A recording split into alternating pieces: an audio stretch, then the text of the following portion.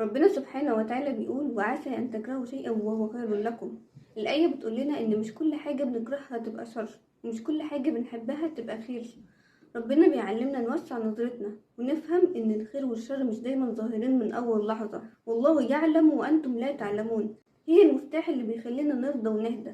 إزاي نعيش المعنى ده؟ أول حاجة، الابتلاء مش دايما نقمة. ممكن يحصل لك شيء يوجعك، فشل، تأخير، فقد، وتفتكر إن ده نهاية الطريق، لكن بعد شوية تكتشف إن ده كان ستر أو تربية أو باب لخير أكبر.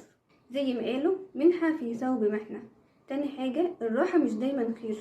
ممكن تحب حاجة وتتمناها وتبذل مجهود عشان توصل ليها، لكن ربنا يصرفها عنك، مش عقوبة لكن رحمة، لأنك مش شايف اللي جاي لكن ربنا شايفه.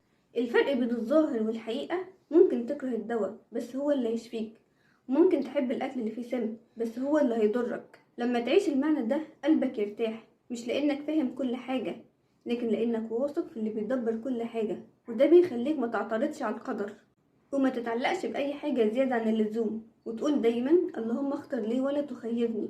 الآية دي مدرسة في الرضا والثقة والتسليم. وكل مرة تحس انك مش فاهم ليه حصل كده، ارجع للآية دي وافتكر والله يعلم وأنتم لا تعلمون.